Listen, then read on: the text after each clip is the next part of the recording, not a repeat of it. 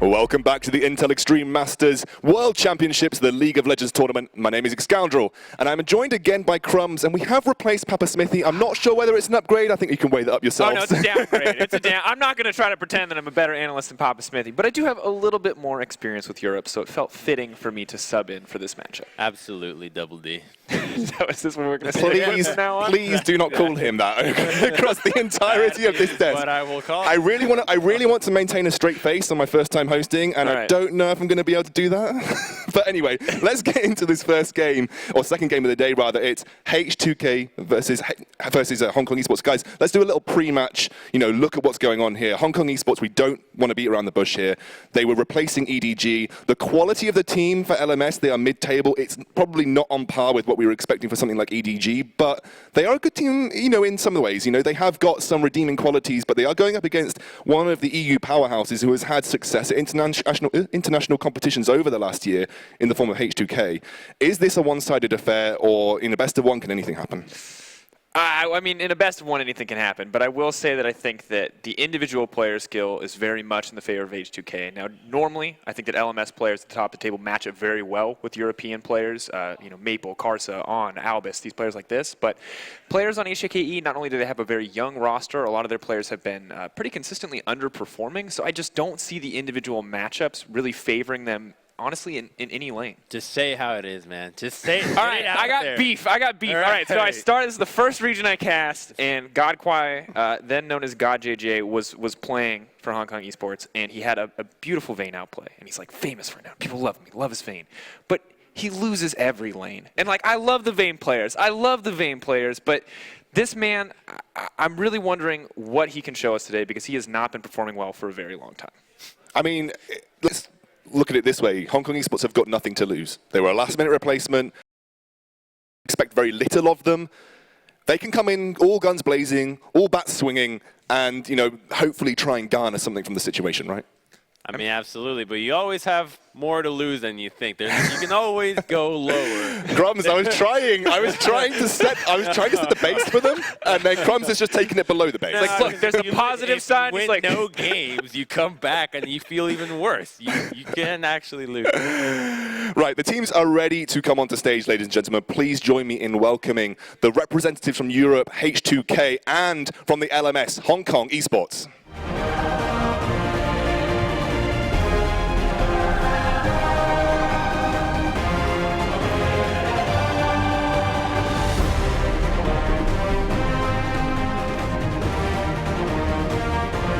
Gotta love that slow-mo walking. It really sets the mood. H2k, we're looking at them.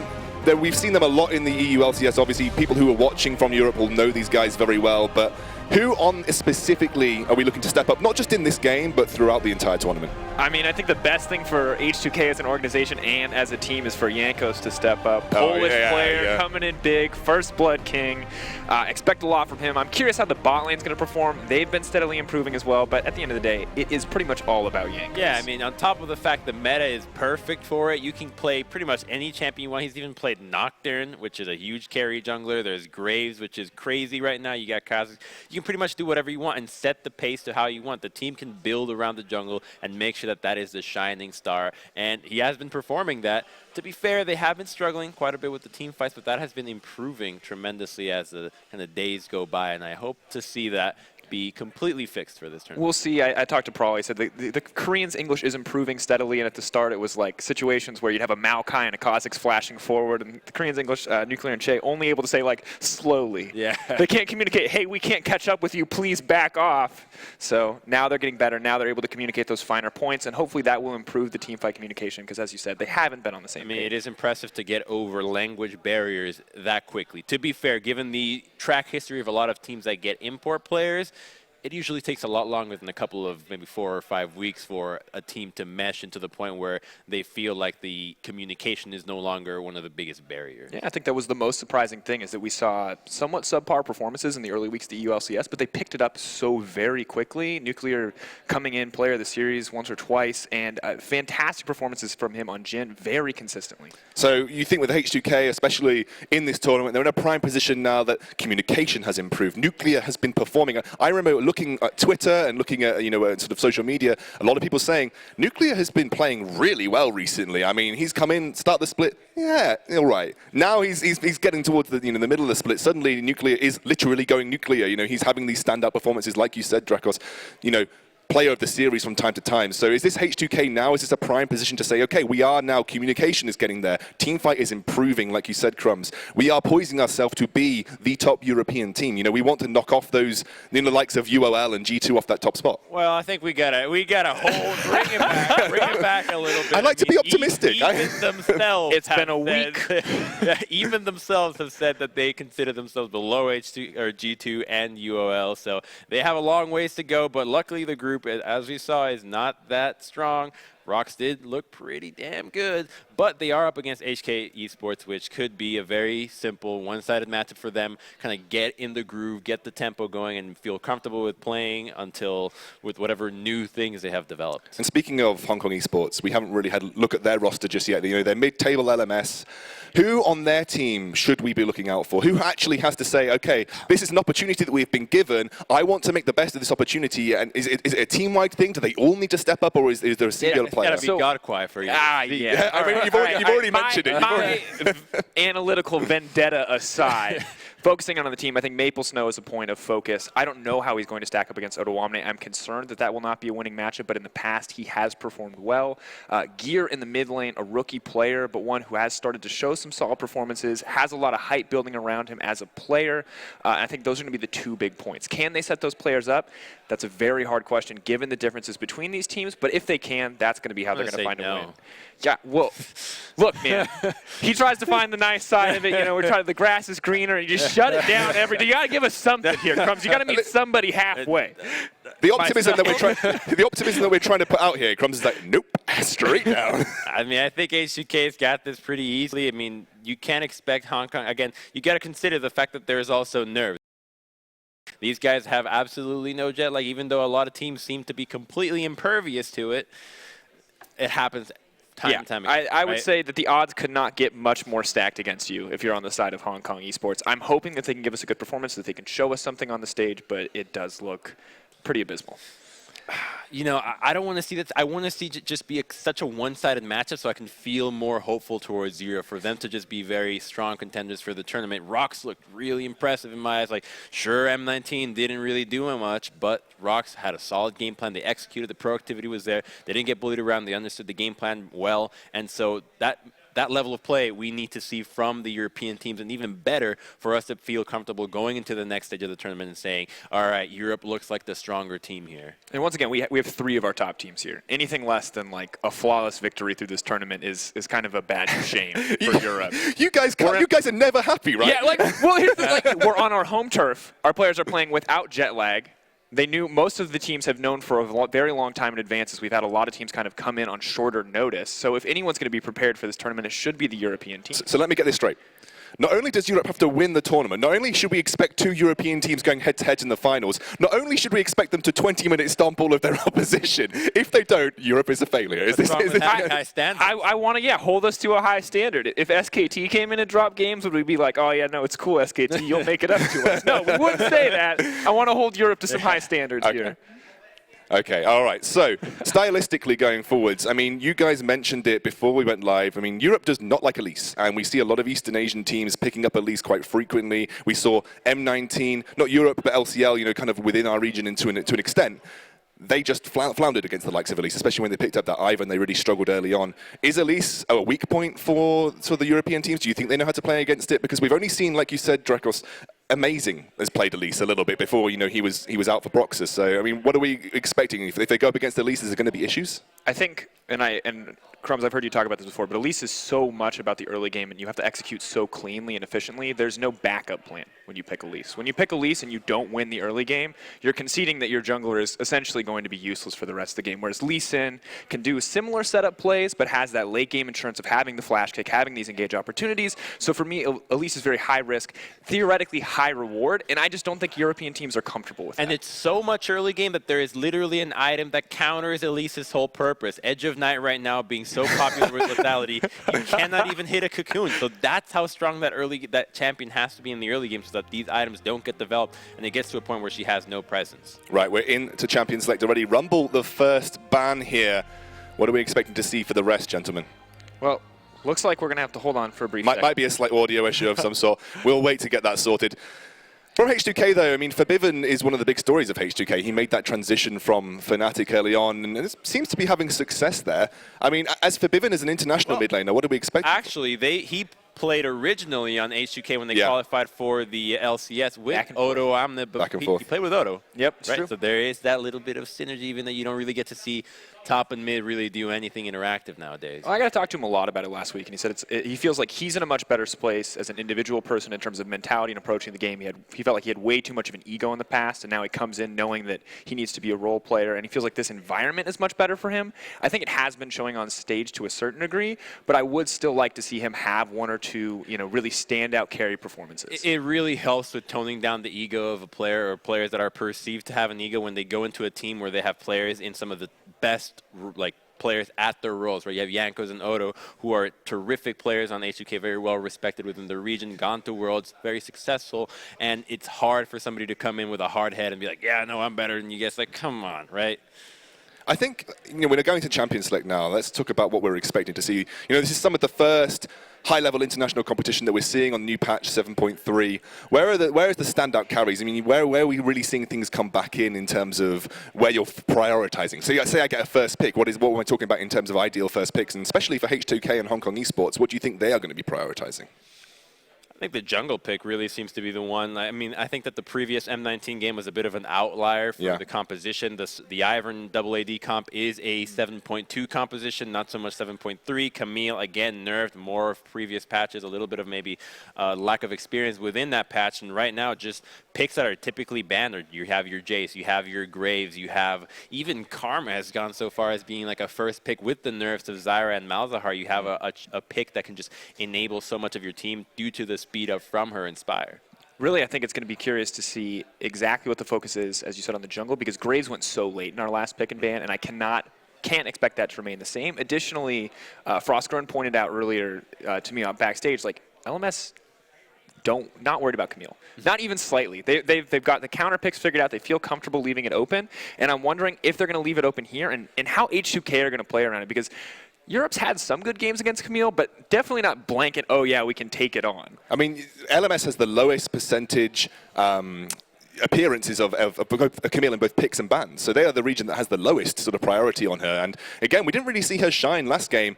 It's going to be the Graves ban followed by the Rengar and LeBlanc over on H2k side. Nothing crazy coming out there. LeBlanc and Rengar still high priority. Where are you looking as your final ban for H2k, making sure you don't want to give Hong Kong Esports that prime first pick? Well, so far they're just going with standard bans, right? Camille or LeBlanc and Rengar, nothing too big, just kind of removing picks that can really snowball games very quickly, and so it doesn't look like a very targeted ban. Again, another very standard ban for this patch. Jace, even though he did receive nerfs, still super OP with Edge of Night. Camille is open again, right? But Hong Kong Esports, we said the LMS, they don't put huge amounts of priority on Camille.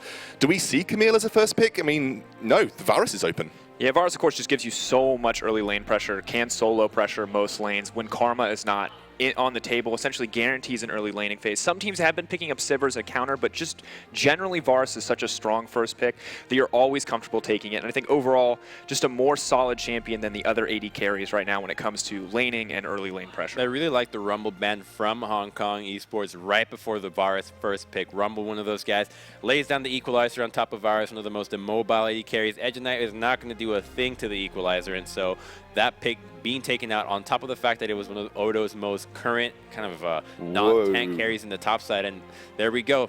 Could it be the first Elise game for Jankos this entire split? I mean, Ashe has been locked in here, so Jin was up and available, but Ashe has been locked in for H2k. They are thinking about the jungle pick right now. The hover is at least, obviously, we won't be able to know for sure until that goes straight through, but it would be a surprise. This is less of a surprise. Shen coming in for Adewamne. Really like this setup already. Ashe coming out, maybe not the strongest pick because she can't itemize with lethality, but she does offer, once again, early wave pressure, and early wave pressure when you have a Shen pick locked in on the top lane is so crucial to setting up a team composition for success. Well, for those two picks already, it very obviously Operation Destroy bottom lane for H2k. Ashe and Shen hit level 6 bottom, go straight down there.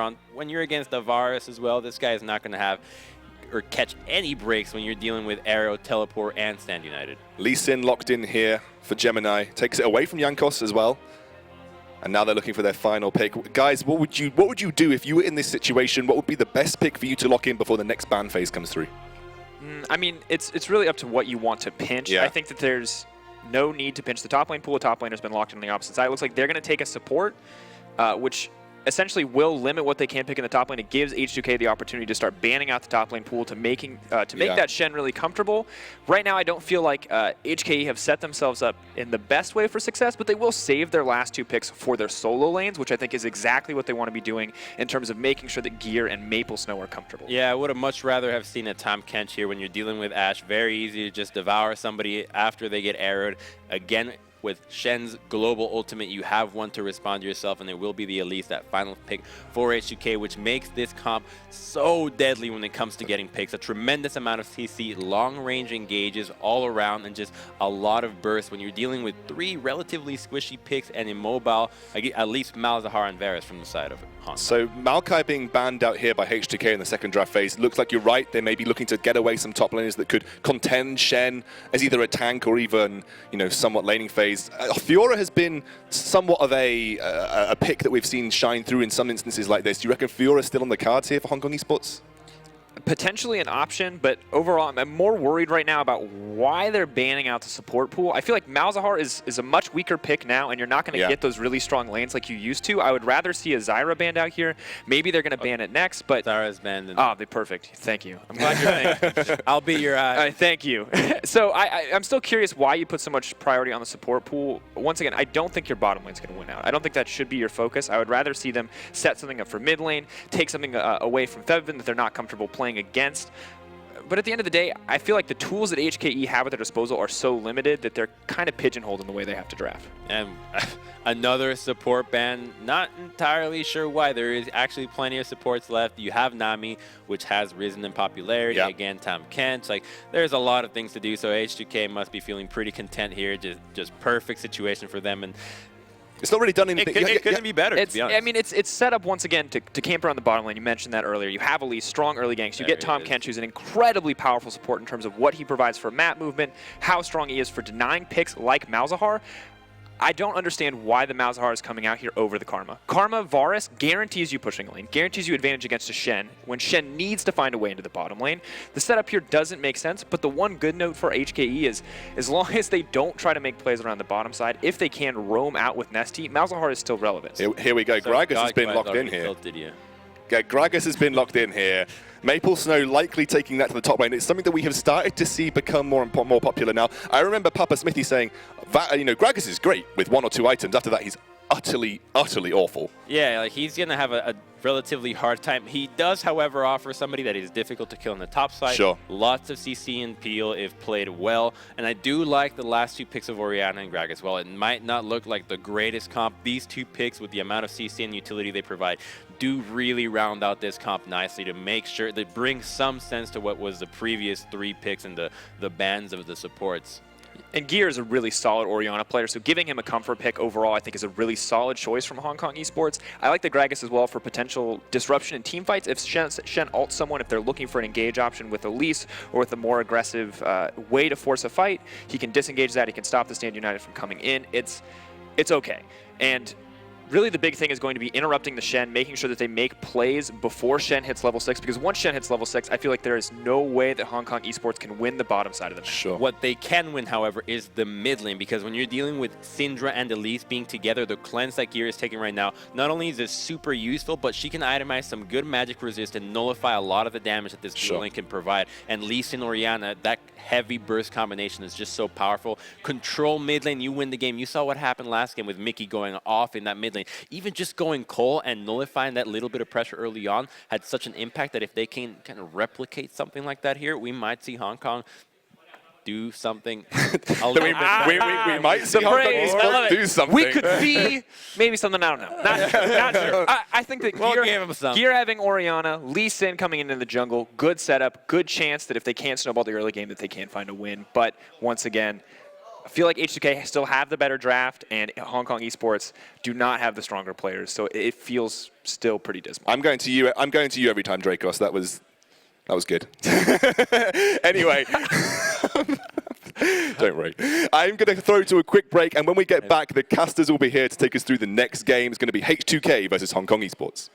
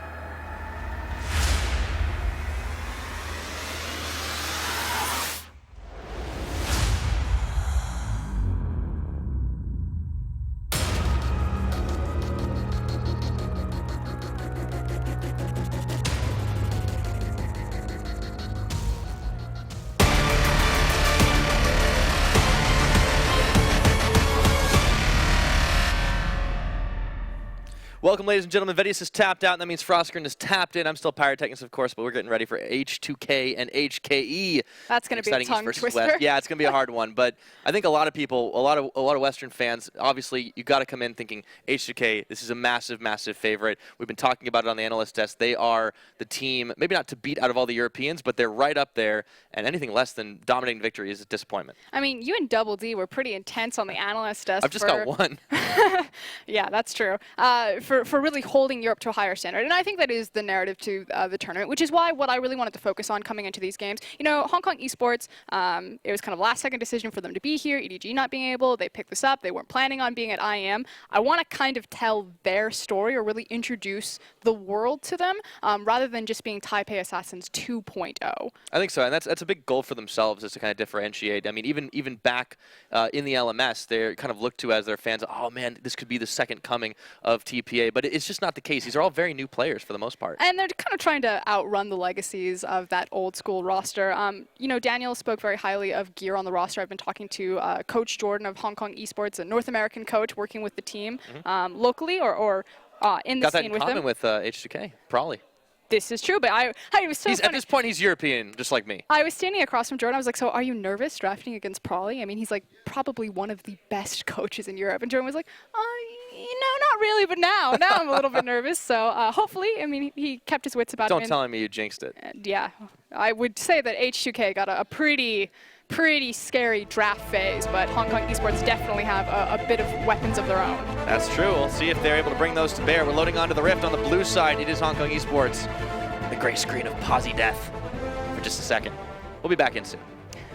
It's always that you go to stand to cast it, and you're like, oh, it's a pause. Do I sit? Do I stand? Halfway in between. You just kind of hover there. It's the moment of tension, really. Yeah, but kind of going back to Hong Kong Esports and their story, so the guy to look for is Gear in that mid lane, and it's got to be intimidating looking across from Febvin. Now, the reoccurring storyline in Europe is that, is this Febvin returning to, 2015 form, or him learning to be a role player? Is he going to step up now? He's got a power pick like Syndra, so that's terrifying. That said, Gear did look towards his comfort pick in Orianna. It's hard to have kill pressure on Orianna. She can play that lane passively, but if Hong Kong Esports want to go off here, they need Gear to step up and be that second coming of Toys, or ascend past that title. Yeah, I mean, that's a tough order altogether, and Gear, one of the newer players, and was going to have a lot on his plate to try and go up against Febvin, who is, as you said, having this resurgence in form. On the other side, too, though, they at least have some solid spiking in the bottom side. They managed to get their hands on the Varus early on and compare that with the Malzahar. We'll see how that does in the bottom lane, but Nuclear and Che, they're a bot lane to beat in Europe. Evolved into that. Yeah, definitely up and coming. I feel like the only kind of poor showing that they've had, and poor is probably a strong word, or less than stellar showing, was against Fen and Mithy, but of course, you're against Fen that. and That's the best bot lane in the West, right? Yes. But Nuclear and Che, they have this Ashe Tom Kench combo. Ashe is something we've seen a little bit less of in Europe in the 7.3 era, and even 7.2, but kind of taking a little throwback. And speaking of throwbacks, Jankos, he's back on his Elise. We haven't seen him do that since Worlds. It's been a hot minute, but it certainly fits right in Jankos' wheelhouse of being that really aggressive jungler. If you look at kind of like First Blood kill participation, I mean, obviously he's known as the First Blood King, but even just the kills that Jankos participates pre-15 minutes are almost twice as many as any other jungler at this tournament. The man loves to gank. Yes. He's on a champion, he can definitely do it. H2k not too worried about the early game. Odoamne has been going the triple bead start on that Shen now. It's been a staple pick for him. Popular pretty much all over the world, though, Shen, these days. But the interesting thing for me is I really want to start with this bottom lane, as we actually see that Nesty, Lipton over here, throws out the early. You're out of control already. No, it's fine. I was told that I could call him that. He got permission from the coach. Yeah, he thought it would be funny. So the thing about Malzahar in 7.3 is he now has the... Oh, no. Oh, boy. Maple Snow is going to walk into some trouble, but Gemini is there to back him up. It is a jungle top lane duel right now, and Gemini's still going forward. They have to contest this red. The thing is you lose so much time. Like, if Jankos is actually just able to start his red and to take this uncontested, just trading back health, that's a huge bonus for Jankos, because he now has a massive tempo advantage in his jungle, because Gemini has to walk all the way back down and start his blue buff. So the fact that Gemini and Maple Snow ducked their heads in, found and got the information, that's good. But ultimately, H2k got massive tempo advantage for early game now. Yeah, and that was all started by Hong Kong Esports trying to make the play early on. It sets them a little further behind, and that could be rough against a team like H2k. Looking to push them in right now, checking back in the bottom. I know we wanted to talk about that one.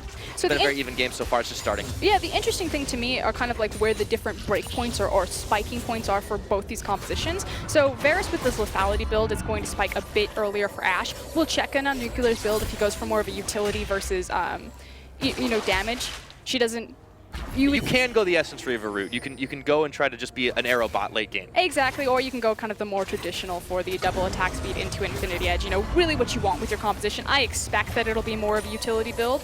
But the idea is that it's up to Jankos and Febvin to control the early game, because they're going to have that earlier breakpoint on their champions, whereas on Hong Kong Esports, it's really up to Godquai, Gemini, and Maple Snow to kind of control the early game. Well, speaking of early game. Yep, junglers are going to find each other once again. Jankos this time is in Gemini's jungle. No way to blast cone over, so he's actually just going to be hovering about for a moment. Pings on. Looks like they're interested in a level 3 bot. No one is reacting here. Nesty and Godquai are way overextended. Somebody missed the memo, it looks like, and out of the brushes comes death. Jankos throws down Cocoon. It's going to be spell shielded by Nesty. But that was so close to hitting Varus right there. I feel like they just passively walked out of that and didn't actively try to avoid the gank, and it was simply Malzahar's passive that, saves them from absolute destruction. That's when you just go, oh, okay. That was weird. So Gemini's back in his jungle, but Jankos has come full circle around the side looking to contest Raptors. Gemini's a little low here, and with the ward down, he sees it coming. And this is just not responding to where Jankos is. They knew he was on bottom side. He got vision where the jungler was. You would expect that he can contest camp. So Gemini not necessarily giving the greatest respect to Jankos, and Jankos just taking advantage of that tempo advantage that was set in the initial invade. All right, let's check in closer up to the top lane. He's about to walk into Elise. Yeah. Oh, man, these junglers are magnets for each other this game. Nope, this is smart. He's Backing off, okay, Yep, cool. gonna spot him out with the blue trinket. There we go, they know what's up. All right, so Gemini with the double buffs, Yanko's still with his blue. He's heading up top side. You would think that Jankos, anyone would expect that the jungler, because everyone knows where they are, would just go for Krugs. Jankos is like, nah, just runs in, flashes. Yep, missed the cocoon though. Unfortunately, Maple Snow was thin enough to squeeze his way out of that one, but he'd have to blow a flash for it to happen. Or excuse me, he just walked out of it. Jankos was one blowing the flash. So actually advantage Hong Kong Esports. Yeah, good temperament from Maple Snow, not to, you know, be a bit overzealous, a bit more on the ball than maybe his bottom lane, although with this teleport burn, Jankos has the opportunity that if he wants to, grab Krugs and maybe look for a reach round on top lane. Be the case. Maple Snow getting the belly bop on Odoamne up in the top lane. This should be not too deadly of a fight early on. The Gragas top is not something we see in Europe, but Maple Snow, it's kind of been a staple for him, not just into things like Camille, but overall it seems to be a big comfort pick for this top laner of Hong Kong Esports. He's played it once before and it was into that Camille. I'm actually kind of surprised to see him pick it into the Shen. It's going to be a question of both of these champions are very powerful and kind of their initial item complete. But it's like push priority. You know, Shen's a bit more reliant on his Sunfire route if he wants to get control of the lane, whereas Gragas is just going to constantly push that forward with the Q-Max. Yeah, I'm wondering what they're going to end up doing with it come the later stages of the game, because they're going to have a really high damage Orianna. They're going to have this virus that'll spike a little bit earlier, but what's the game plan here for H2k Esports? Like, what are they looking to be doing outside of laning phase? Outside of laning phase. So Nesty is one of the shot callers for the team. I like the fact that he got on the Malzahar, even though I agree with what they were saying on the desk. Malzahar doesn't feel great on 7.3 with his initial trades. But it's about giving him that power to flash forward and be that initiation. You know, as the shot caller, we're fighting here and now. Yeah, saw a pretty good Malz play last game, actually. Hold on, though. Gemini spotted. He's going to try to sneak into the back, but like you said, is spotted by the ward, so this should be good for Odo just to sit back and absorb a lot of this pressure. Now question is, what does Jankos do with this information? And he's actually moseying bottom with Febivin. Oh yeah, they're looking to set up a big dive right now. You can see Godquai and Nesty already a little wise to this. They're backing off the tower. Might end up just seeing the push, but Odoamne still getting pushed under tower, gets the taunt on the Maple Snow tanking, and he barrels him back. Odo is safe there.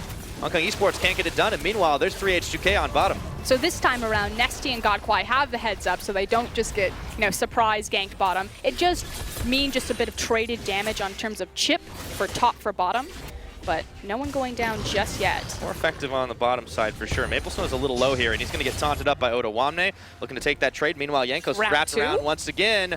This man just doesn't want to leave those lanes alone. Nesty sidesteps the tongue, but there's going to be a flash away, and Jankos is bringing Odo to the party. This is going to be first blood, and it goes the way of nuclear. Godquai isolated under tower, and he can't get nothing done. Repel up, repel down, flash in the auto, and Jankos claims a kill. And technically, the top lane gank bleeds over into this, because Maple Snow lost so much of his health, and Odo was actually bowling him back a little bit, was able to heal up, get that level 6, and then make the play bottom. So again, the desk said it, this is a pretty stock standard composition. You know how this is going to work. As soon as that Shen gets level 6, they have priority bottom. H2k pull the trigger, and it's not only going to be the first blood pickup, but also the first tower. Yep, and the second one, gold in Jankos' pocket, so we're shy of 8 minutes on the game, and already the gold swung a couple thousand in the favor of the European side. And unfortunately for Hong Kong Esports, they get nothing in return. Their jungler Gemini was not set up to look for any sort of trade, so no tower trades, no CS. Sad day. It's unfortunate. And look what the gold's actually buying on the H2k side right now. Immediately, not only do they start to fill out their items, but they invest in a ton of control wards. H2k are setting up to just play the objective game. And the control ward's really important. So this is the other cool thing. Hold on, we'll go back to a replay. So again, this is really all about the Shen gank. Malzahar tries to throw out the early Voidling to block the incoming cocoon, but Jankos is like, nah, mate, I'm not throwing the cocoon. Just immediately runs, high fives him in the face with the Spiderling fangs. Oda comes in, holds his taunt, and they clean up the rest of the fight. Yeah. Pretty scary when you see a spider just run at you. I'm sure you've probably seen a lot of that in Australia by now, huh? Oh god, they gallop. Hold on, play That going looked top. like what Jankos was doing for sure. Gemini gets an exploding Spiderling in his back, and now Hong Kong Esports are a little bit penned up here. H2k have almost everybody near the top side. Even Febivin's coming, and it looks like they just want to force them off to take this tower. And all they can do is run. There's the flash. Oh, they land it right onto Godquai, and they take him down nuclear with a volley. Nesty isolated, and Febivin unleashes the power for another quick, cool kill. H2k 4-0 on top side now. Just from bad to worse. You almost expect that the Ashe would go mid lane because she does have level 6 available, but instead they match the Varus Malzahar going towards top side. And the only play Hong Kong Esports has is this poor tower, but they may not even get it in return. I can't take a look at his creep wave. Go, Gragas, go! Yeah, Maple Snow is trying to make the counterplay on the side, but I mean, this is really rough right now if you're Hong Kong Esports. Yeah, and checking on his creep wave, he will get something from it, so still quite disastrous, but not as bad as it could have been the first time around. That's true. All right, but all the same, H2k, they have a pretty solid lead here. It's 2 towers. It's going to be over to 1, so a little bit of the gold gets started to clean up a little bit, but that's 3,000 when you're under 10 minutes to play on the clock. And honestly, this was just so easily set up by H2k. So, again, it's Oda coming in. He flashes. He actually gets underneath Nesty, so he's not blocked by the spell shield from the Malzahar. Grabs the AD carry, pops him like a balloon, and Thevin, who's been making his long stroll over there, shows up and like, hey guys, it's all me. Oh yeah, I can press R, and I get a kill. Cool. Yeah, nicely played, though, just overall. H2k definitely showing the ability to set these plays early, play the objective game. Let's see where their vision was all invested. Maple Snow. Maple Snow is on this side of the map, though, and Jankos is going to run smack dab into him. He's got Otawamne at his back. Here's Gear. Gets knocked away by the explosive cast, but Chain Nuclear looked there to cut off Maple Snow. Tries to turn back onto Jankos. It's a lot of burst damage out of that Gragas. Still, looks like they're going to have some hard time. The Shockwave pulls him in, and Jankos is taken down. But the rest of H2k are looking for immediate revenge. Gear getting stunned up, and the ball lands on top of him. So they claim 1 for 1. So they're finally on the board. They also grab Godquai a lot of time to finally get his ultimate. He's no longer just that poor little Varus sitting level 5, now level 7, and pushing the wave into the tower. Except his day's about to get a lot worse. Yeah, it is 2v1 at the very least, but Otawamne doesn't really care about that at the moment. But there's no kill threat because Nesty doesn't have level 6. He's still the level 5 Malzahar. Hold on, Gemini. Oh, he just sidestepped out of that one. And nice the Ash flash. Arrow, nice flash away. There's a teleport coming in. Maple Snow looking to make this a 2v2. Chain Nuclear might have to hightail it out. The Tongue Lash comes in. Maple Snow is going to get not numbed up. It was a nice dodge away as Che got the eat on to Nuclear. Gemini comes in, gets a double kick with the barrel flying. That's going to be it. But that does not feel good if you're the jungle top lane, just watching Ash and Tahm Kench waddle away from you. This is the Tahm Kench. There were so many support bans thrown the way of H2k, and they just, oh, Tahm Kench. And you could have called it too because they had the Ash. Just rough. Meanwhile, Gear stopped under tower. Ball's coming out, and the power's unleashed. Febivin with a cool third, and now they're on mid tower. And it's just not stopping. I believe that's the 3rd or 4th tower dive from H2k.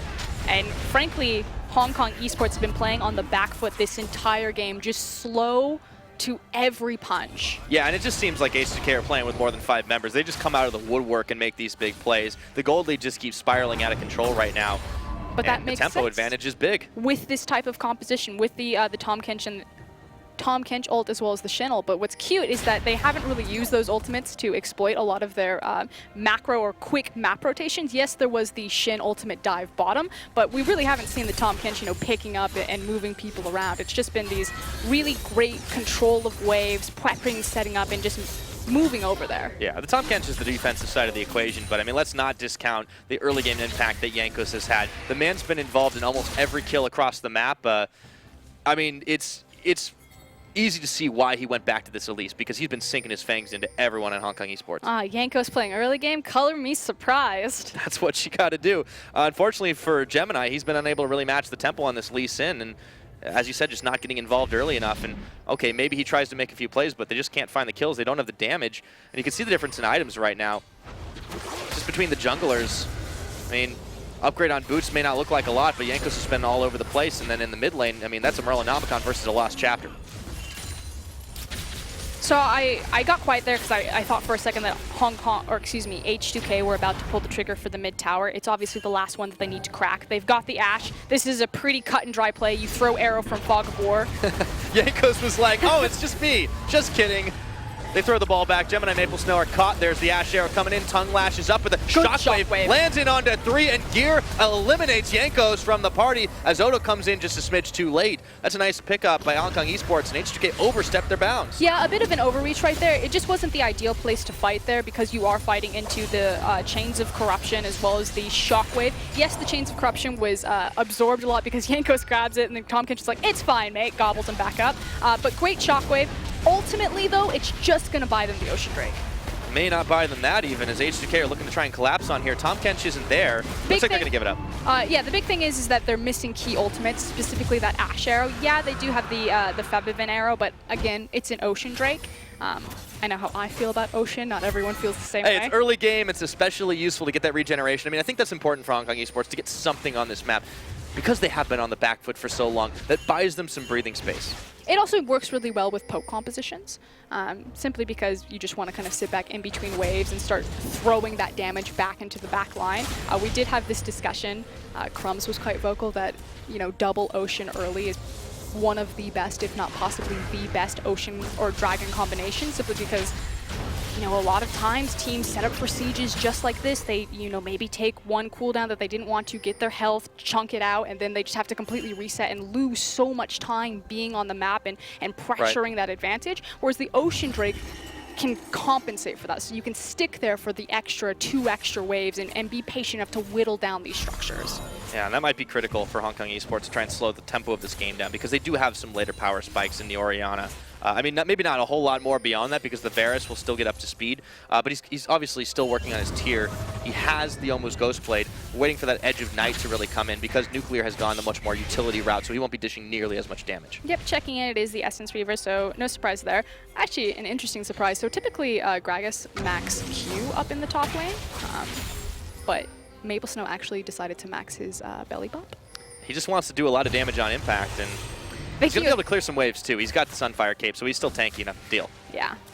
I just found it quite cute. This is his second Gragas game competitively. Wasn't into the Camille, but we'll keep our eyes on how he continues to perform on this pick. The nice thing that it offers is, again, when you have a strong... Whoa! Oh. Bivoli Yankos. Maybe you don't want to check too far into that jungle. All of a sudden, he runs smack dab into XT. It's the caster curse where you're watching Yankos walking blind, and you're like, he's fine. Wait, he's dead? He's going to drop Spiderling. He can throw Cocoon to check. Although, hold on. Febivin maybe next. Yeah, H2k are starting to step a little far forward. Hong Kong Esports, yeah, that really is a tongue twister this game. They're not finding that it's going to be as easy for them to just move into this jungle for free because Hong Kong Esports have been matching the warding game right now. There is so many wards from both teams in that topside jungle. It is a Christmas tree up there. Yes, but it's the different placement of the ward. So Hong Kong Esports have done a great job placing their defensive vision, whereas H2k are obviously placing their offensive or very aggressive vision. The thing is that H2k need to get control over the Fog of War and just throw that Ash Arrow and hit a key target. They're dealing with a lot of wave clear between the Varus as well as the Orianna, so it's a bit harder. Like if a team fight doesn't follow up on that arrow, because if you kill one of those carries, the other one can probably still slow down a push. Oh, speaking of slowing things down, Febivin's hoping that Gemini's not on top of him as much longer. Otawamne has got the shield on, and that defers the kill. Gemini unable to finish the job as he goes out the Rift Herald route. He may not have gotten the kill, but that is a job well done from the Lee Sin. He got not only the Syndra flash, but also the ultimate from Odo. So he got the Ghost too, come to think of it. So kind of made Febivin panic, and it might make H2k rethink going around this top side. Look at how many wards they've now pushed out, not only through the river, but they've got it inside of H2k's jungle. They've lost some map control on the H2k side. Well, a lot of their vision has timed out, so at this point, H2k needs to just regroup, kind of reset their vision, reevaluate what objective they want to contest right now. They have all the tools, but Yankos? He could be caught. He repels up and out, try to get back to his team, swallowed up by Che. There's a big barrel, but all it does is separate Che from Nuclear for a moment. Can't really chase on if you're Hong Kong Esports. Cooldown burned. Ooh, so close, however, and now pushing just back these waves. It's Hong Kong Esports basically just absorbing a lot of time. Yeah, trying to buy some more for themselves. They've got Maple Snow on the bottom side. It's going to be matched by Otawamne. Febivin looking to come back down into the mid, and Yankos and Che looking to bait with Nuclear here. See if they can't grab a little bit of vision back for themselves. Hong Kong Esports are not pushing forward, just trying to defend the mid instead. But that makes sense. Again, onus is on H2k to use their composition. Unfortunately, they're in between cooldowns, as well as the fact that we're in between Dragon timers. So very true. A couple minutes before the next one will be available. It's kind of hard to see H2k what they're looking for objective-wise because they did just knock down those towers so early. The mid one is very close, but hasn't been happening just yet. And quickly checking in on itemization, again, we didn't get to completely cover this. So the Voidling animation from Malzahar really does put a nerf in his immediate burst damage that he can put out in his bully potential in lane. Still quite devastating, however. But the biggest thing for me is that he still has that 600 range ultimate, and it is so devastating against the likes of the Ashe, and demands carries. And Yankos, as we found out. I mean, that's the thing. Like, they're squishy enough right now. Demands carries to invest a QSS. My problem with Nuclear building the QSS, and it's not necessarily wrong, it just shows how much respect that he's giving to Hong Kong Esports because he has the Tom Kench. Tom Kench could just gobble up Ashe and not have to invest 1,200 gold. Yeah, it limits him, honestly, in trying to get some of that damage out. And it slows down H2k once again. Now that they push the wave here, Hong Kong Esports stacking in this riverside, try and get some more vision out as the Dragon will be up close to a minute away from spawning. Otoamne, meanwhile, is preoccupied up in the top to keep this wave pushing, but it seems like the game has actually slowed down a tick. Yeah, but if H2k feel confident enough in these lane assignments, I mean, Febiven, unless he gets caught out by Sin. I mean, there's been a couple of close calls. But still having kill pressure, and Oto obviously feeling more than confident enough to continue to be that far forward, push the lanes in. But at this point, again, we're just in between cooldowns. Now all of them are back up. The map has been reset, so this is kind of the big playmaking window for H2k. Okay, are we going to lure Hong Kong Esports into this Dragon and punish them for far more? Are we going to continue to look at this 1-3-1 composition that we've kind of got going for us with Syndra down here? But they're pushed deep, and there's not a whole lot of vision there. There's one H2k ward in the tri-brush, and but the thing is to pay attention to where Che is. So it's okay for Febiven to be that far forward as long as Tom Kench is paying attention. might not be okay for Jankos, but he does have the rappel to get up there, and Che was right there at his back. So for now, it is just going to be the dance around the Infernal Dragon. Gear's a little bit far out, is up in the top. Maplestone taking a lot of damage from Otoamne. Titanic Hydra. Still, the tower in the middle is yet to fall. H2k looking to finish that job. Piercing Arrow only cleaves through the mini waves a little bit, and that's going to be the end of it. And the Chains of Corruption, not even close from Godquai. There's no way that Hong Kong Esports could approach that tower. Between Scatter the Weak, between the Cocoon, between the Ash Arrow, that would just be certain death. So frankly, Godquai just throwing away a cooldown, especially when they're about to fight for an Infernal Drake. Just another resource that his team doesn't have, particularly because they don't have vision control of this area. That single control ward in the pixel brush. Yeah, you need to hold your finger on the triggers sometimes, and that's a little disappointing to see out of Godquai. We talked about this team being very new, but he's one of the veterans on the squad so far. They've been looking to clear out this wave now. He's Gemini, oh, he lands the Sonic Wave. He goes in. Oh, the Shockwave delivery system. Gemini, what a combo with Gear. And now they've caught Shay in another grab. They're going to leap for him. Once again, Grey Health is on. This might open up the chance to take out the Dragon, though. Very important, Infernal Drake. But Hong Kong Esports are still interested in getting the kills. Clearly a bait from Febiven. He's got Jankos behind him backing up. He's got Che, you know, paying attention on that Tom Kench, but did not expect a ball delivery service to just pop him like a balloon. That was a sick combo. Gemini and Gear, we look to these guys to be the big carries on this team, or to be the big playmakers on this team, and man, did they step up. Not only can they get this Dragon, but even with the Ash Arrow incoming, Hong Kong Esports are going to be able to scatter for just a second. Let's see if they can live through this one. Tongue Lash following through, but Che can't keep going onto Godquai. So Dragon, chip damage on tower, and they're still pushing waves. Now they've caught the Tom Kench. Nuclear, that's a big bunch of burst from the Orianna ball. And they've nearly got Shockwave back up and running again. Here comes Oda, though, looking for the flank, which is why Hong Kong Esports are starting to pull back off, but a lot of poke damage reaching those backlines. That's one of the key things about Varus is if you pretty much take 2 Qs, your backline is done. And this is sick. The fact that it's in mid-air with Lee Sin and just, the frame, the split-second reaction time for Febiven to do anything there is so tiny. I don't even feel bad. That was awesome. No, that was sick. And also, that was shutdown gold. So big ups right now. Gear and Gemini really comboing to make the play happen. And they have cut down the gold lead a little bit. It's only 2,000 now, and we're 23 minutes into this game. Remember how big H2k started in the lead. We talked about dominance being the kind of thing they needed to exert. It's eroding. But a lot of that tempo was really absorbed when they were trying to break the mid tower. You know, Febiven getting caught out slightly in topside river, Jankos face checking into enemy blue buff. These things seem very small because Hong Kong Esports didn't snowball any sort of objective off of them other than the pocket gold. But ultimately what it did was it ate up the time that H2k have kind of accelerated themselves into the driver's seat. And as this game goes longer, you start getting geared towards that 3-item breakpoint for the Orianna. The lethality Varus just gets stronger and stronger. You know, we see teams putting such a high priority on that champion. We know that he can be devastating mid and late game. Yes, we can. 4-6 now in the kill game. Hong Kong Esports, they've been able to fire back after slowing down this H2k team. And if you are H2k, coming in expecting to do so well off the top, it has to screw with your head a little bit that this team has the tenacity to fight back after your early game success. A lot of vision from H2k though up at the top, so you can tell what they're looking to push on. I'm not going to hold H2k as high as everyone else in terms of like, if it's not a 20-minute stomp, you guys are failures, you've shamed us, you dishonor on your family, dishonor on your cow, like, no. I can definitely see why they would be a bit more reserved here. It's a best of one. you don't necessarily want to just go kind of balls to the wall and throw something away on a snowball the wrong direction. So again, even though there have been peaks of Hong Kong esports kind of coming back and maybe slight blunders from H2k, I'm not ready to, you know, how dare you disgrace Europe. Bring the shame bell. Yeah, that's what we do in Europe. For H2k, you're right. They're still definitely in the driver's seat this game. They just haven't been able to find anything. And I think a lot of it, you have to give credit to Hong Kong esports for holding on to the mid tower as long as they did, to be honest, and keeping H2k's attention focused on it. Dragons are going to pretty much become a very important thing the later this game goes, because Hong Kong esports have been able to capitalize those objectives so far. Going to be a while until the third one shows up. But at 25 minutes, I mean, the Baron becomes the next hot property on the block. And H2k, well, they're buying up all the land around it.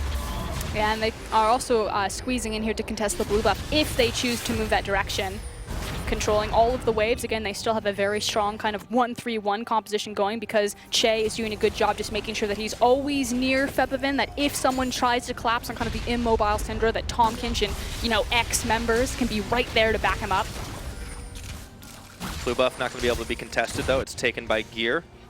Be able to throw out a lot more of those attacks left and right. Back to the mid. The Siege game has been the name of it for Hong Kong esports for a little while now. They haven't only been able to get some chip damage. It's been hard for them to push in the bottom side, because Odowanme has pretty much been moving between the side lanes to prevent really any big pressure. Oh no, pushed. Nuclear! Oh, the flash, the barrel, and Nuclear was out of there. He even QSS for good measure. Great Still. flash there from Nuclear. Fancy fingers, and now Godquai trying to push on this mid, but with a healthy Nuclear still there with Febivin in tow, it's hard for them to get much more than a few more shots on. And then it gets really scary for Hong Kong esports to spend any sort of elongated time looking for these sieges, even though that's what their composition wants to do. You know, Varus wants to sit back and look for the arrows, but on such an elongated lane, because they don't have the tower behind him, you just get scared of the cocoon, of the scatter of the weak, or of the arrow. And that's the big thing now. H2k have gone in to try and start the blind Baron. They see Hong Kong esports does that Odowame's on the bottom side, but it is no thing as they can bring him in courtesy of Jankos. They throw the shield on. This Baron is already burned down to half. The reaction is a little bit slow. That teleport is coming way too late right now. Odo is body blocking on this, and they have taken down the Baron. The chains don't even land. Odowame's caught up. He might give his life for this one. He's still holding firm for just a second. Gemini finds him, but at the end of the day, it's 4 half the Baron.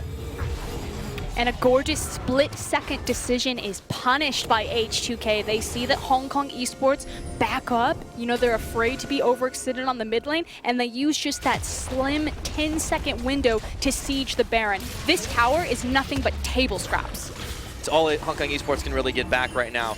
Even though they're looking for a big play on anyone from H2k they can find, trying to remove that Baron buff, it's going to be oh so hard for them to stop the pushback that H2k are going to be making. A nice play from them, realizing the moment that Hong Kong esports could not react. Up to the top side they go, though, to try and finish off the last outer turret. Yeah, and it looks like H2k are actually moseying their way bottom, setting up their vision for the dragon. But also, are they going to try to siege second mid? Yeah, there they go. A lot of vision going on. So mid tower, going to be a slow push for them as they have the duo of Jankos and Che roving around, and down on the bottom side, Febivin leaving solo minions to charge through. Gear and Nesty, they're all backing away on the top now as Jankos heads back down to join with Febivin. There are a lot of H2k members down here. Hong Kong esports have to go the long way around. Nope, Jankos has now shown himself, so it's safe. Still, I think it's too late to stop this tower. Yep, nothing they can do. Maple Snow looks to try to find a revenge fight. Oh, the tower doesn't actually get finished off just yet. But the minions will finally do the job. H2k managed to get themselves one down in bot. And it's just kind of the small things that I really want to appreciate for a second from H2k. Their chained CC there, although hold on, Maple Snow. Their chain CC on the Gragas to make sure that he couldn't get the flank and to try to start a fight with one of those big barrels was so well executed there between the cocoon as well as the scatter of the weak.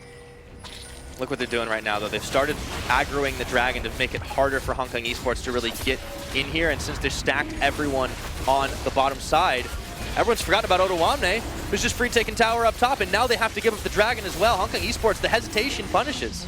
And now that's 3 free objectives as well as some chip damage on that tower. So H2k, big Baron power play. Big swing for these guys. 3,000 in the lead. Hong Kong esports were looking to try and set up a death brush, but there's nothing there because there's a ward on it. Always ask yourself, is there a reason the enemy team would be here? If the answer's not 100% yes, they saw us. We figured it out. Odo is now going to grab the mid lane wave. The rest of his team are looking for picks as well as clearing out and controlling all of this precious vision that Hong Kong Esports have just placed and preparing for what seems like another siege, although they've got a lot of pocket gold that they can go back and spend. Yep. It's important to remember, even if you have a big gold swing, it doesn't translate into items until you go back and spend it. So they get a couple of cheap shots on the tower. Meanwhile, though, you can see Maple Snow is actually a very advanced position. He's spotted, though, by Nuclear. That hawk shot is clutch. Yeah, great performance from Nuclear so far this game. You know, I had a little bit of questions going for the QSS, but it makes sense if he's not always next to Che. We've seen Che interacting a lot with Jankos. It's an insurance policy, Frostgren, really is what it is. It's like, look, I trust you, Che. I know you're going to save me. But just in case you eat a minion, I'm still good. I think he's a bit above that. It's an insurance policy that costs 300 gold, so. He's still working his way up, though, at this point. He's still going to be pretty relevant. On the side of Hong Kong Esports, you can see that they've gone a fairly tanky route. Like, the Gragas build is fairly standard now that the Iceborne Gauntlet is finished. Maple Snow has a little bit more utility available to him. But his damage is obviously not going to be anywhere near what Febivin or Nuclear or Jankos are able to put out here. I do like kind of the different split pushing build that Odo went here. I may be a bit unfamiliar. It may be more common in Europe, but typically in LPL, whenever we see the Shin, we're still seeing a lot of kind of the Sunfire rushes. Obviously prioritizing his MR, but still making sure that he has the itemization for the... I like the Dead Man's Play. Gotta go fast. The pushing power of the Tiamat, really? Yeah. Yeah, and of course, I mean, you really want to be able to push these waves. It has been H2k's MO. At 30 minutes into the game, they just keep the pressure on all the lanes, and you can see Odo doing that work in the bottom side. Hong Kong Esports still forced in a reactive position to try and respond to anything that H2k are doing, but they are not really pushing too deep. You see they kind of learned their lessons from the earlier stages of the game. That being said, Devin. Oh! Preemptive flash. There we go. No, I feel you. Again, it's best of one. Yeah, I mean, that's the thing. It's not only true for H2k that you don't want to give up these big advantages as the arrow lands onto Godquai's head and he QSS's out of it. But for Hong Kong Esports, you know, it's a big thing. If you manage to get a victory here, you have to play one less best of 3 to keep pushing yourself forward. It would be a massive upset to take out H2k in the first game that you've played here at IEM Katowice. It comes back to, again, they discussed it a bit on the desk, that H2k, Europe kind of set them up where they had everything to lose, and Hong Kong Esports have nothing to lose. Although there's the flash, respect flash in return. Okay, so they have a few summoner spells to lose, but it got followed through at the very least. But I am always going to say that it is advantageous to trade a jungler's flash, especially the likes of Elise, for the Varus flash. His QSS is on cooldown. Again, he used it because he ate that arrow. He doesn't have a flash. There is a prime window that Godquai now has to, I can't say that on air. I think I got the message. Play a bit more conservatively. Yeah, Godquai has had a few troubles with just finding himself a little bit out in an open position, but they do have some defensive capabilities on this Hong Kong Esports side. I mean, the Lee Sin Safeguard can give you a little bit of a shield. You saw Command Protect there. Honestly, this late game, it feels like it's off the back of gear because that guy, I mean, we saw that big highlight play, but let's see him do it again. Yeah, that's exactly it. Orianna has hit her break point. She's kind of like the 3-item AP carry. She's got the Death Cap, got the Void Staff, sitting on the Nomicon. She's ready to blow some people up. Yes, if she can hit the Shockwave.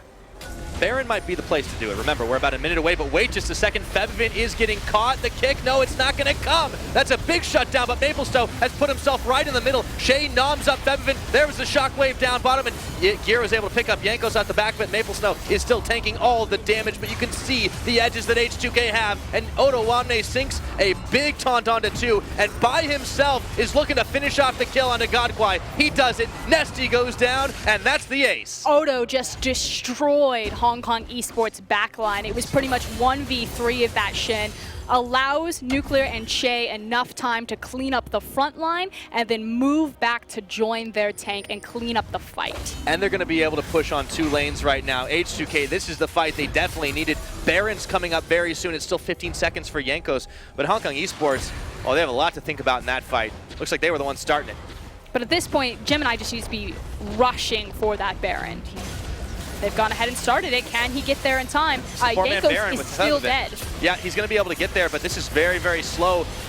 Trying to get back, he's not going to go for it right now. You need to be able to realize that's going to happen. Obviously, the hero play is not always the smartest one, but they give up a big Baron, and for insurance, Febevin just gets nommed up by Che. I will say this, there was also great vision, but hold on, we'll talk about it in a second as we look at the replay. So next he starts that up, he grabs Febevin, but unfortunately they're unable to kill Febevin within the duration of the Malzahar ultimate. The Shockwave pretty much whips everyone. It doesn't hit any key targets. You've got 2 wasted ultimates now, and then Oda just comes in and beasts this backline. That is why you like Titanic Hydra. Oda just comes up huge. Nesty can't even find the finisher. Man, I mean, that was H2k all over the place, and we talked about gear needing to hit those shockwaves. Well, you have your 3,000 elo ones. You also have your 300 elo ones. Again, while the wards are still live, though, I want to give props to H2k that, yes, Gemini could have beaten Jankos to that Baron pit, and yes, it could have been a Smite contestation without H2k having their Smite live, but these cute little wards, just for some defensive vision right underneath the Baron, just to make sure if Lee Sin's peeking his head in that they're playing the objective safely. Play it safe. Play it safe. Hey, throughout their history, H2k, they've had a couple of moments where they thought they had the Baron, and then there was the Mantra Q. I think we remember from Worlds. Mate, I coach Dignitas. I understand. Oh, yeah. That's you know all about. It's still that pedal to the metal H2k gameplay that we love, you know, very aggressive, very fast. But there was no response from Hong Kong Esports this time. Covering the bases. Yeah, you got to play it out safe, and especially in the best of ones when, you know, one thing can just turn the whole game on its head, and then all of a sudden you've lost out and had to play an extra best of 3. You do not want that as H2k, especially as Jankos clears away an Ocean Dragon. 34 minutes into this game, it has started to be the H2k show. Looking for the slow and steady finish. Yet to crack that base, but the Baron on with the fight that they managed to secure for themselves. Again, it's still relatively difficult to siege into Hong Kong Esports, which is why the Baron is so important for this composition, because you're sieging into the Orianna, you're sieging into the Varus. They do have the ability to continue to play those side lanes as they're consistently doing with the Syndra, with the Shin, which I think is very clever. But at some point, you know, when are H2k going to get brave enough that they just pull the trigger and look to overwhelm Hong Kong Esports with their gold disparity? Well, they might start pushing their luck because they got a few angels on their shoulder. GA picked up for both Jankos and Odawane. They're going to be a lot harder for HK to really shred through anything. See, the dive might be the one happening in the bottom side because Odawane is going to be having some friends in a moment. Jankos is there. Maple Snow pushing up past the tower range. But you don't need to dive because Odo is still solo winning the side lane. So again, if they're just patient and clean, they'll grind this out. But here comes Jankos. Yeah, Odo did not land the taunt, but the Cocoon does. He sinks the Fangs in once again. Maple Snow disengages with the belly bop, and now Gemini getting the kickoff. Jankos has still got the Guardian Angel. He might need it in just a second. Taunt. Odo goes in for Maple Snow, and he gets barreled back towards the tower. They're still tanking. Smites down on both sides. Gemini, there's the repel up and out, and he's got the Shen Shield on as Odo tags right back in. And it's just a game of back and forth as Hong Kong Esports are trying to stop this push. It's not happening. Yeah, but unfortunately in the top side of the map, the push isn't happening either. H2k were unable to utilize the fact that the tank frontline resources were all expended down bottom side, yeah. busy, I guess. A little occupied.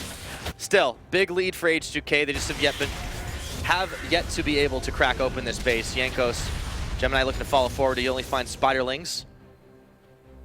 Couple of mistakes, but H2k have definitely been in a solid control of this game for much of it. A lot of vision on the top side for them, but less so on the bottom. Hong Kong Esports still looking for the counter pick. But I do want to give props to Hong Kong Esports for surviving and weathering the storm there for H2k. It's not easy, especially how this game started, to find a couple of picks to come back into it. And you know, honestly, just to add a couple to the highlight reel, Hong Kong Esports, they've definitely shown they're not afraid of this H2k team. That's something that Jordan was talking about, you know, in the limited discussions that we've had with him, the coach for Hong Kong Esports. You know, you've got a lot of young players. There's 2 players on the roster that have only played competitively for 2 months. And, you know, you ask them, do they have nerves? Are they afraid of looking across from, you know, one of Europe's best teams? And they're like, no, not really. They've got nothing to lose here. They're here to learn a lot, and they're here to kind of, you know, make their imprint. They're not Taipei Assassins 2.0. They are Hong Kong Esports. They are new legacies that are being created today. Looking to make their mark on the international stage.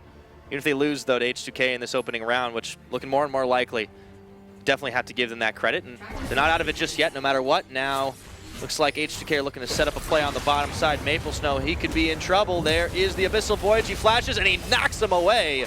Maple Snow using that ultimate to get out of harm's way. Meanwhile, up top, Febin was still trying to push, but credit where it's due. Hong Kong Esports are holding. Yeah, but Odo did force him to use his flash. Maple Snow showing time and time again, though, that he is so good with that Gragas ultimate and getting him out of trouble. But hold on, Nesty? Febiven's ghosted. He's not been shy on using these preemptive summoner spells this game, hasn't he? I love Febiven's confidence, though, to just be this split-pushing Syndra.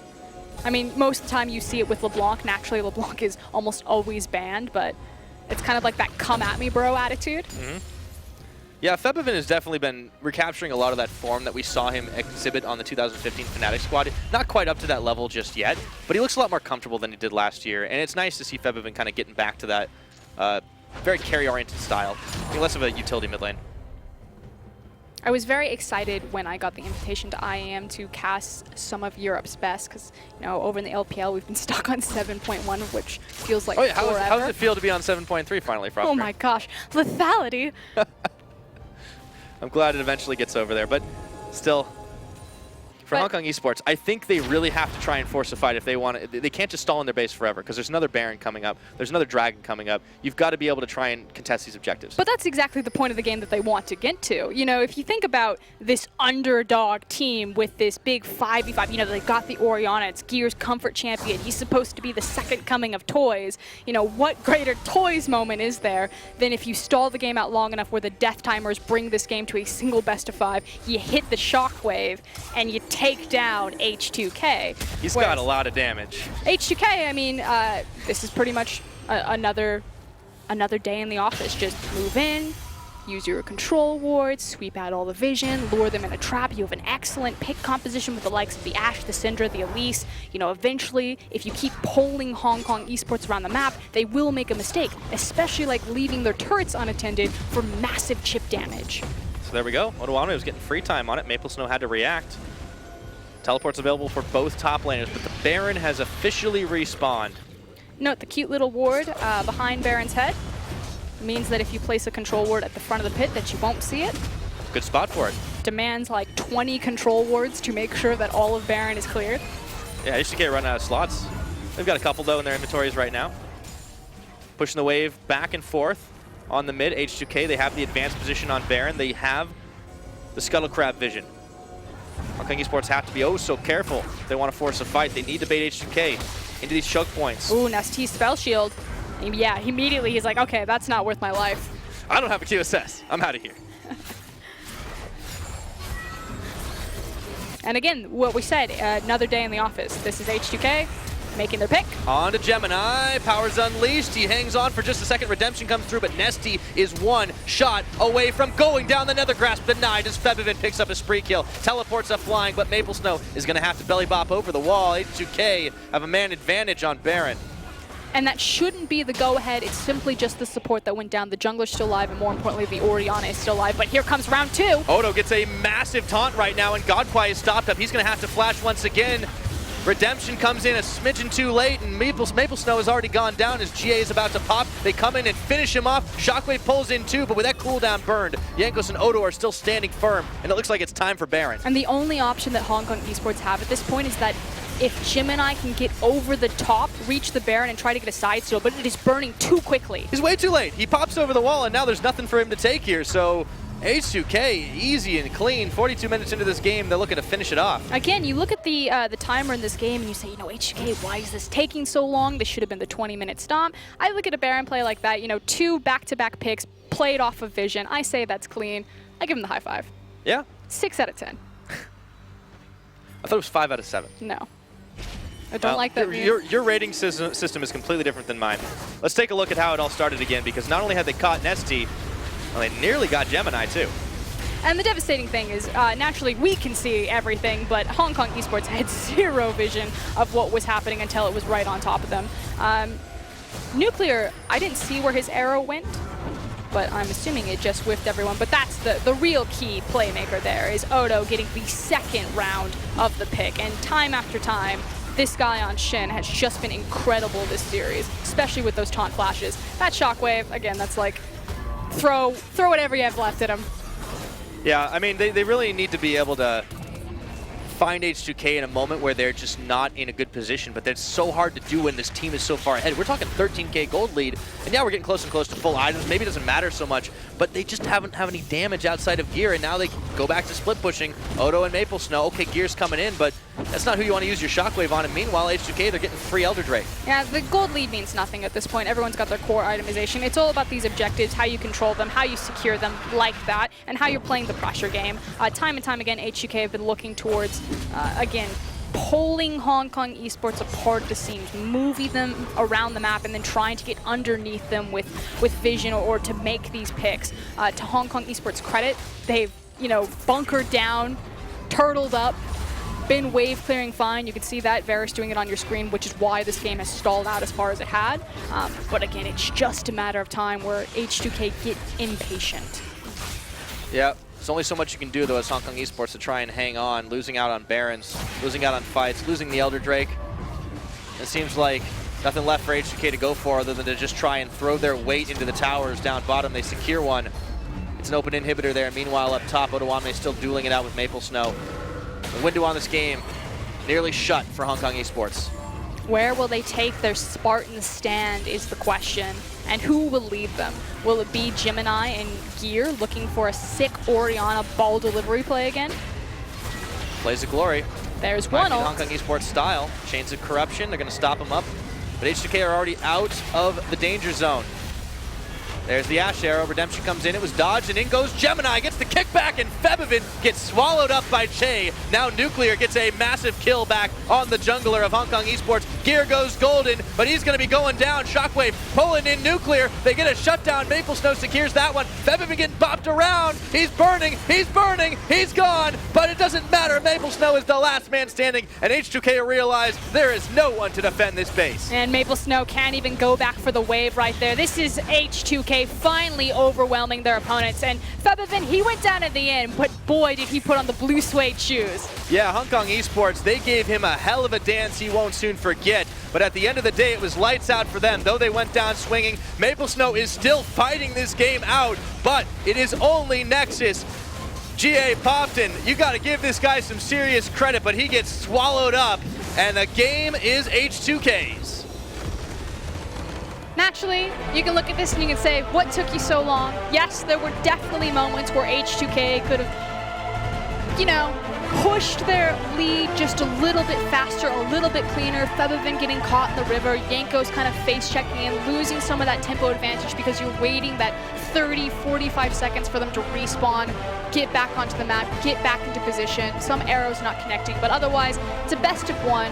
You respect your opponents. They played a fairly clean, methodical game with a very stock standard composition, haven't showed any of their cards for possibly later on in the tournament, and this is kind of what I expected from H2k. Yeah, that's the important thing, is that they didn't really reveal a whole lot of stuff. So that's a big part of it. It's like you don't want to show any of your upcoming opponents in this best of one when crazy things can happen. You just have to keep hold of the reins of the game. If it means going in cruise control for 30 minutes, so be it. You grind out that victory, and then you really unleash it on your next opponents, because H2k, they'll be going up against the Rocks Tigers next. And it was really only in the mid game that things kind of, pumped the brakes and stalled out a little bit with, again, kind of some of those key There were a few moments where Yanko's just like, oh, I got a gray screen. But if you look at the first 15 minutes of that game, that was so crisp and clean. That's what we expect from this game. Gets the tempo advantage over the early red invade. He immediately punishes it, making those dive plays, utilizing the power of the Elise, how confident, how the team is moving around, communicating with each other. Nuclear and Che looked much more cohesive with their communication with the team. I know kind of consistency between their team fight and how the bottom lane's playing around the rest of H2k has always kind of been a big question mark. So yeah, that's a definite improvement from H2k. It's nice to see them exhibit that on a national or an international stage, for sure. I mean, it is against Hong Kong Esports. There isn't as much you can say about this team, but I think the fact that they survived for as long as they did and had some really, really sick plays shows that there's definitely some hope for this team, and they're not out of it yet. I mean, it showcased that they have mechanics, and that's what we expect from them. Absolutely. Well, that's all for us. We're going to send it down on stage for another interview with our victors. Thank you very much, guys. I'm standing here with Jankos off the back of a very close but very long-winded game. I mean, how are you feeling off the back of that game? It must have been quite intense for you guys. It's a lot longer than your average game time. I do believe that we didn't close out the game properly, and we should have played much more aggressive in the mid game. But even though we still were kind of, we were not scared that they will win the game, kind of. We still went for the nationals and we still had control. But I do believe we were playing a little bit too slow, and that made the game way harder since their combo was spiking really hard in the late game. Yeah, it certainly seemed a little bit too close for comfort for you guys, but we are here in Katowice at the Intel Extreme Masters. How does it feel being the only Polish player in the entire tournament? Does that put a lot of pressure on your shoulders? I don't think so. I mean, I really want to go on stage on Spodek. As for now, I'm happy that I'm here, but it doesn't really matter if I'm not on the Spodek arena. So we have to beat Rocks Tigers today, and then I'll be happy boy, yeah. Yeah, and that was going to be my next question. You're going into Rocks Tigers now. How do you feel about that matchup? Because, it's kind of top of Europe versus bottom of Korea. How do you feel that? Where is that in the scale? I mean, top of Europe, maybe not. I mean, I don't know if we are better, to be honest. Like, Korea is just too good, but I think that Rocks Tigers play very similar style to us. They could be a little bit better in macro game. So I think if we fix our mistakes from this game, like, we got our first game on new stage right now, and then if we will step up our game against Rocks Tigers, because their game against M19 was really good. Like, they closed the game properly and they were snowballing the lead and stuff like this. So I think if we get the lead, we need to step up. If we don't get the lead, then we have to turtle a bit. We will see. But the point is, I think we can beat them, and that's what matters. All right, well, that's going to be it for the interview. We're going to pass it back over to the analyst desk to break that game down. Thank you, Munchables and Jankos on the stage. I think Jankos reflects some of the analysis you guys were making, that H2k had this composition that worked with the Shen really well. The first 10 to 15 minutes looked like they knew what they were doing, and then suddenly risk aversion. Like, we don't want to lose to H2k. They bunker down. They kind of almost take it too slow, and that's exactly what Jankos was saying in his interview, and you guys kind of felt the same during the game. Yeah, it's one of those lollipops with a bubblegum inside where the candy on the outside, the first couple legs, yeah, that's pretty good. And then the inside, you're like, oh, God, what's going on? I really liked those as a kid, dude.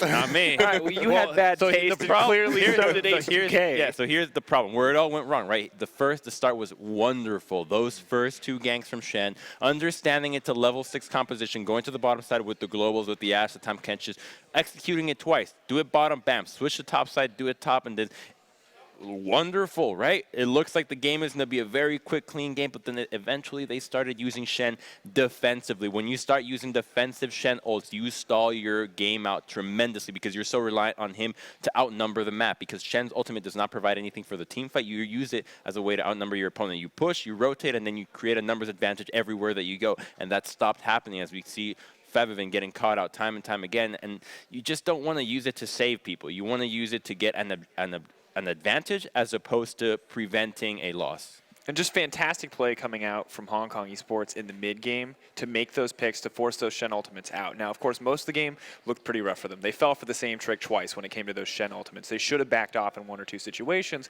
but the fact that they were forcing these picks, the fact that they were forcing out the defensive Shen ultimates and putting H2k for a small period of the game on the back foot was pretty insane to see. It was a refreshing proactivity.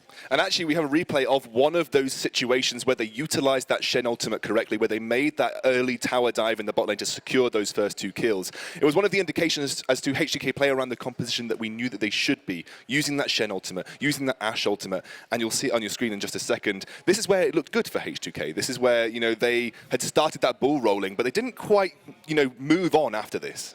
You see the numbers advantage here. Gragas isn't even in the face of Shen, so they can't stop the channel. They do some nice little juggling of the turret aggro. Che pops the tough skin and runs away, and they just have such an easy way of doing this because previously Lee Sin was in the top side ganking top, so they can take all the time in the world pulling this gank off. They know it'll work well, and they do the exact same move in the top side, and they get that 2-turret advantage, which is why that game felt in the beginning like it was going to be such a one-sided, quick, 30-minute game. And the thing I love about this composition is not only do they execute perfectly, even if Hong Kong Esports had taken the more standard reaction to that, which is commit more members to the bottom side or just pull back and give up the tower, they're still going to get the tower. Now, because Hong Kong Esports want to die for the tower, the gold lead gets even bigger, and H2k can snowball even further. So they've really got the best of both worlds when it comes to that early scenario.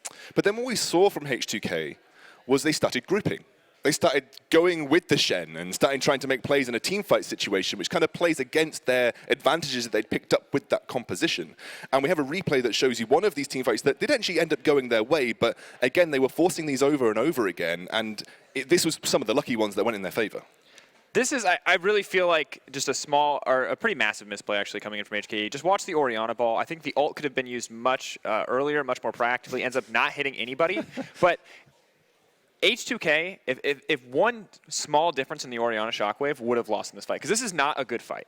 This is a fight that works out for H2k in the end because of the overcommittal and not factoring in the Shen ultimate and the healing coming in from this team overall.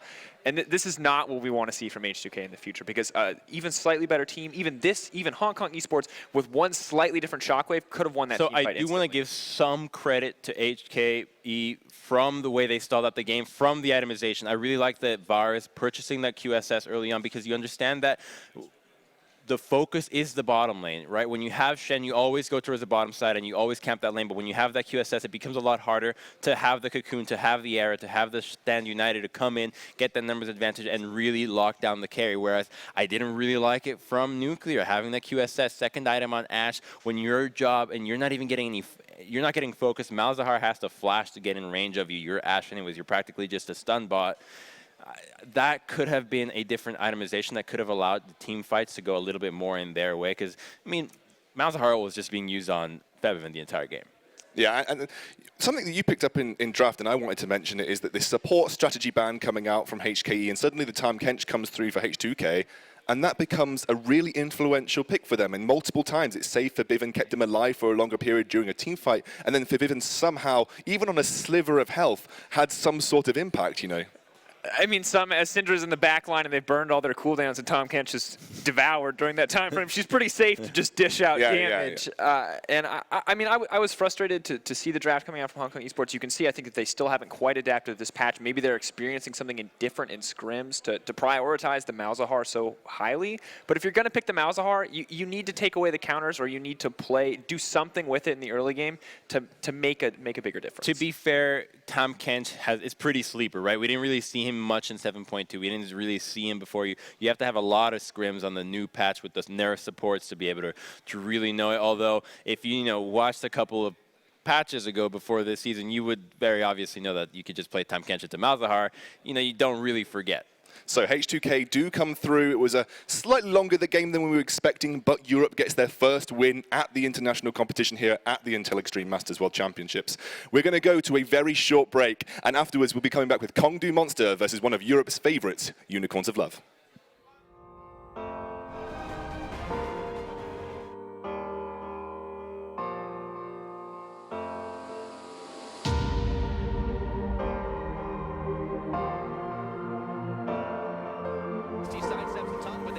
A flash away, and Jankos is bringing Odo to the party. This is going to be first blood, and it goes the way of Nuclear. Godquai isolated under tower, and he can't get nothing done. Repel up, repel down, flash in the auto, and Jankos plans a kill. And all they can do is run. Flash. Oh, they landed right onto Godquai, and they take him down. Nuclear with a volley.